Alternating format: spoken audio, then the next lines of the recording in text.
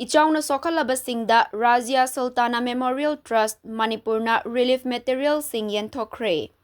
Lamdam asida khwaidagi chawba ising ichaw sing ama oiriba handaki sathiraba ichaw aduna sokhankhiba khetri mayai lekai amadi kongpal mutum lekai gi praja singda Razia Sultana Memorial Trust Manipurna nongmada changma potlam sing tengbang tawbaga iroinana free health camp sing tawduna awaba taraba miyoi singbo layeng bibaga loinana hidak langthak sing lemna pikre.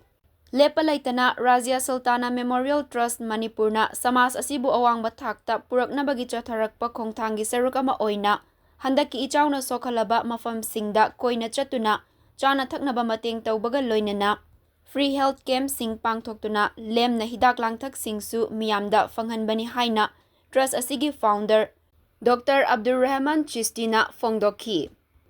Mahakna makata na hai Razia Sultana Memorial Trust Manipur hairiba trust asi mahaki laikhidrabi nupigi mingda linkhatchakiba trust amani.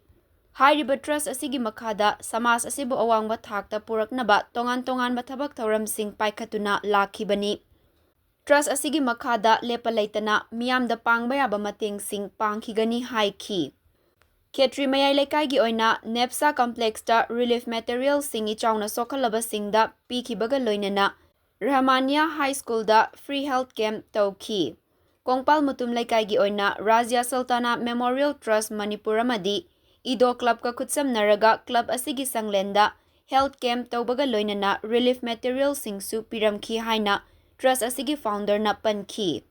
Razia Sultana Memorial Trust Manipur gi maru oiba misakama oiriba Dr. Ruxana Chisti na hai mahaki apokpina pamjaramba mioiba singbu nungsibiba awa ana taraba singbu mateng tawba haiba wakalon asida yumfam oiraga Razia Sultana Memorial Trust Manipurna miyamda mateng tawjabani loinana makhata na su tawkhigani haina fongdokhi.